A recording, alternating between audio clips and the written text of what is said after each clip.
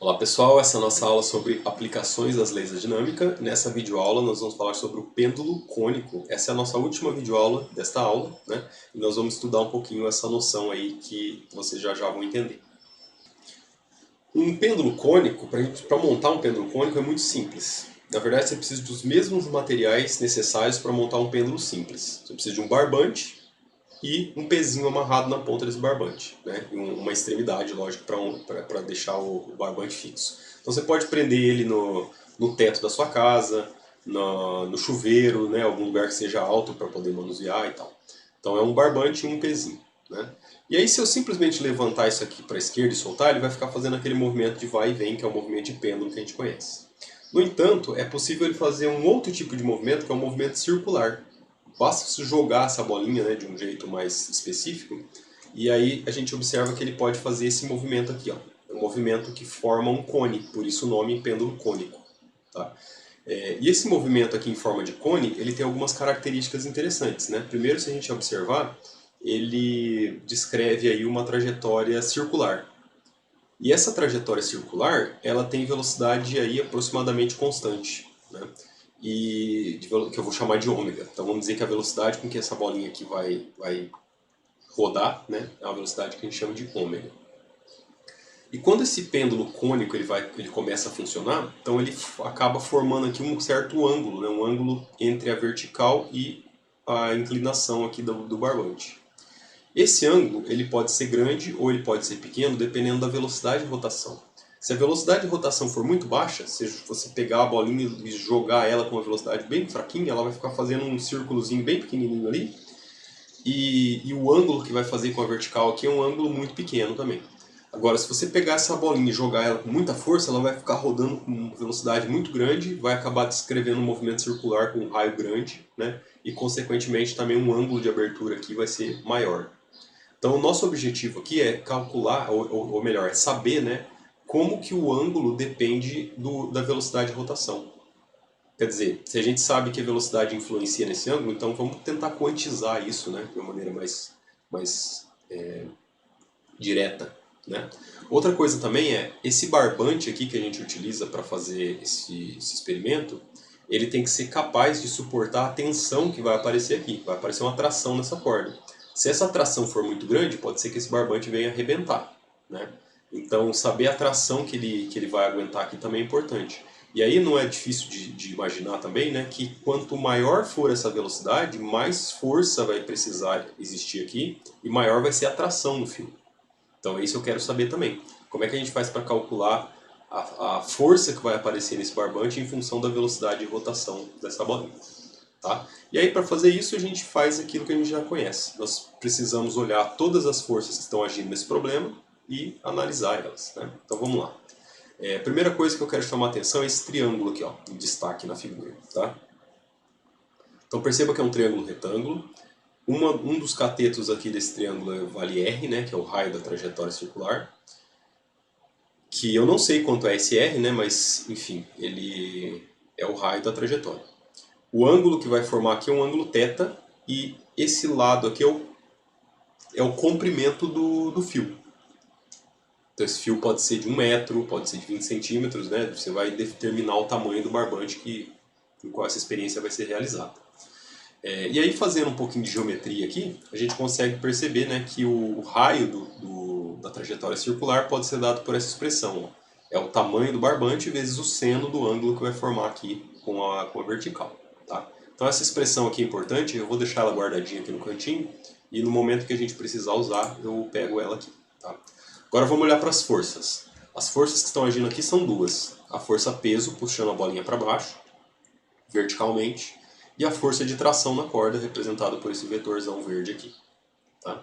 E aí, de novo, aquela coisa, né? É interessante a gente definir um sistema de coordenadas cartesianas, ortogonais, de tal maneira que nós possamos decompor essas forças e facilitar na análise do movimento. Então, eu vou colocar aqui o eixo do x e o eixo do y, de tal maneira que a origem coincide aqui com o ponto onde a gente está analisando.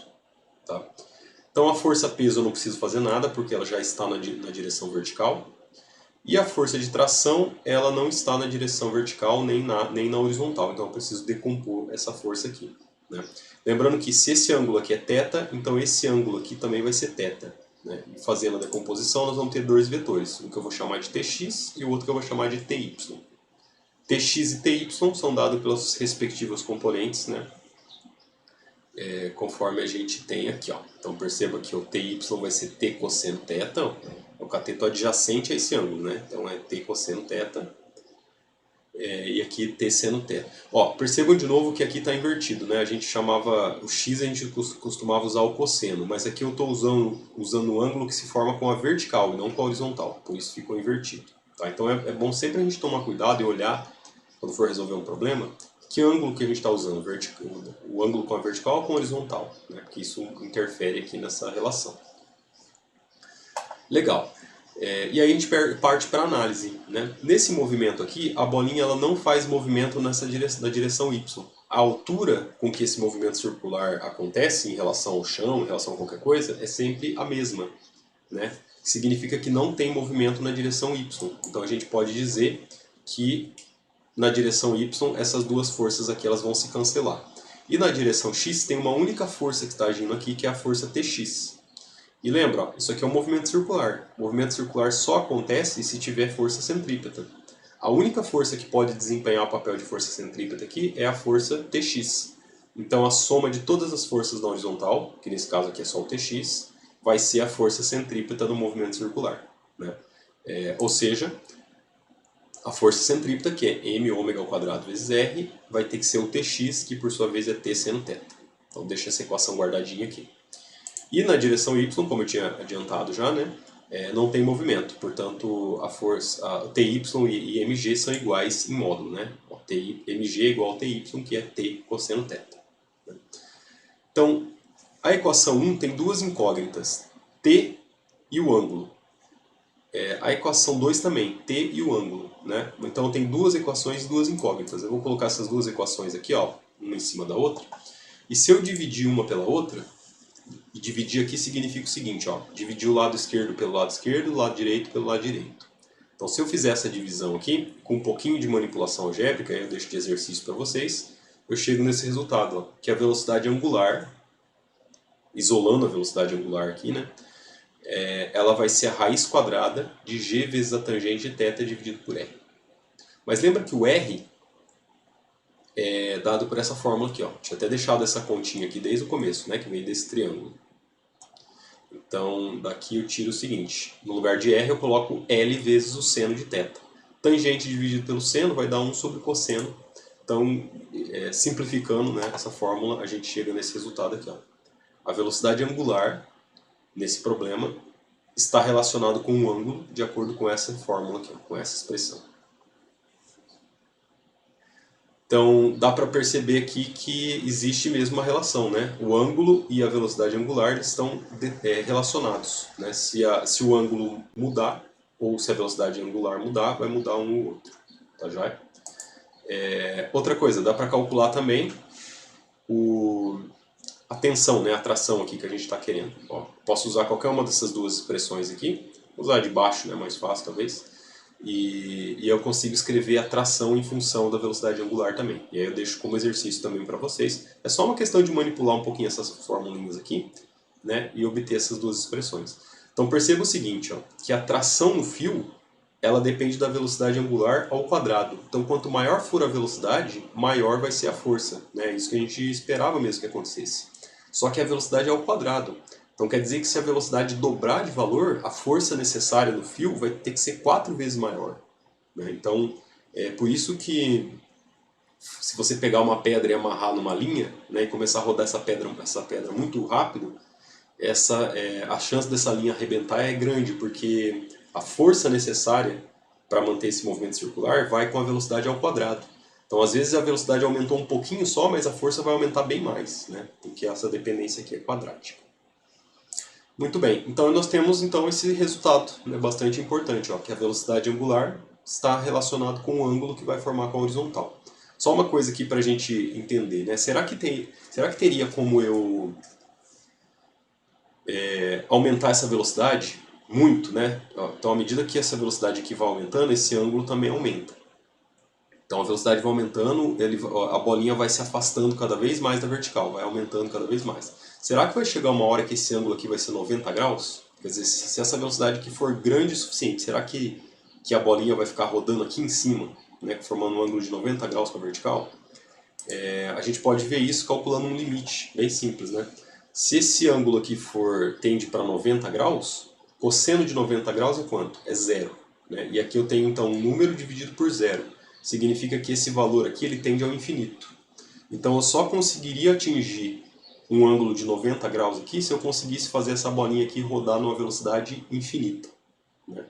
E isso é muito difícil, né? É claro que é impossível fazer isso, até porque para você fazer a velocidade da bolinha atingir ser infinita, significa que a tração que vai aparecer no fio também precisaria ser infinita, né?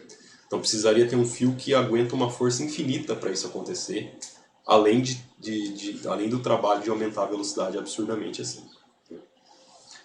Bom, muito bem, gente. Então esses são alguns exemplos aí de aplicações das leis de Newton, né? Percebam que, embora os problemas sejam bem diferentes, algumas coisas são bem iguais, né, em todos eles. Então, assim, análise de as forças que estão, saber as forças que estão agindo no problema é importante. Colocar o sistema de coordenadas x e y no lugar correto é importante, né? Eu não sei se vocês repararam, mas em todos os problemas que nós resolvemos até hoje, desde o começo desse curso, em todos, sem exceção, a gente precisa sempre fixar um sistema de coordenadas antes. Então a primeira coisa que vocês vão fazer é isso, sempre, né? É importante manter isso em mente, porque na prova, quando tiver alguma questão, alguma coisa assim, já comecem a pensar assim, porque eu preciso estabelecer onde que está o sistema de coordenadas, caso contrário eu não consigo proceder. Né? Então fixa o sistema de coordenadas, encontra as forças que estão agindo no problema, decompõe essas forças se for preciso, né? E aí analisa essas forças parte por parte, né? A parte X, a parte Y separadamente, porque daí é mais fácil de trabalhar desse jeito. Né? A grande vantagem da decomposição é essa, que a gente pode trabalhar com as coisas separadamente. Então, olha primeiro só o que acontece numa direção, depois só o que acontece na outra.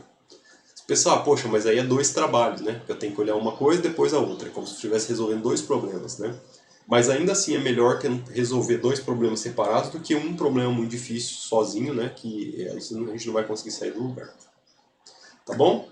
Bom, então eu espero que isso tenha ajudado vocês esclarecerem as ideias aí e ter uma ideia de como que essas forças e as leis da dinâmica elas podem ser utilizadas, né?